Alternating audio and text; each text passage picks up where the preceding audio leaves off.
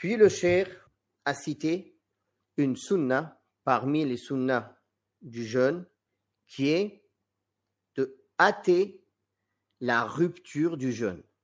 Il a cité cela en citant la parole du prophète sallallahu alayhi wa sallam, rapportée par Al-Bukhari et Muslim, où le messager d'Allah sallallahu alayhi wa sallam a dit: les gens ne cesseront de se porter bien aussi longtemps qu'ils seront prompts ou qu'ils s'empresseront à rompre le jeûne.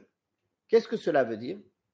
Cela veut dire qu'une fois que la personne est assurée que le soleil s'est couché, être prompt et s'empresser à rompre le jeûne, ça ne veut pas dire s'empresser sans être sûr que l'heure du Maghreb est arrivée.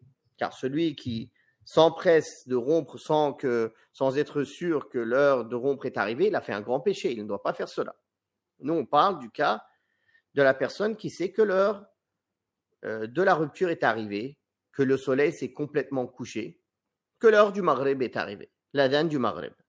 Alors, à partir de ce moment-là, il ne retarde pas. Il rompt le jeûne. Et c'est la sunna du prophète sallallahu alayhi wa sallam d'empresser la rupture du jeûne et d'empresser la prière du Maghreb. C'est-à-dire, il rompait le jeûne et il priait le Maghreb tôt, sallallahu alayhi wa sallam, au début de l'heure, habituellement.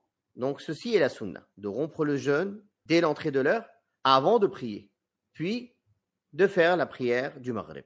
Et la rupture du jeûne se fait soit par des dates fraîches, car le prophète sallallahu alayhi wa sallam rompait le jeûne avec des dates fraîches, comme l'a rapporté Anas ibn Malik, son servant. Et s'il ne trouvait pas des dates fraîches, il rompait le jeûne avec des dates sèches. Et s'il ne trouvait pas des dates sèches, il rompait le jeûne avec de l'eau.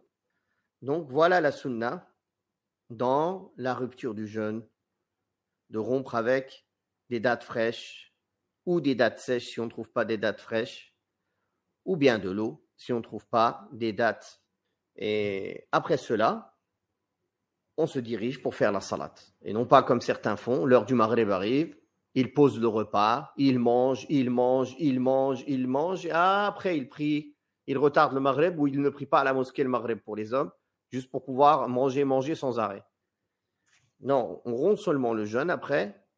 Il pourra manger après la prière du Maghreb ou après la prière du Isha ou du Tarawih, un repas un peu plus consistant.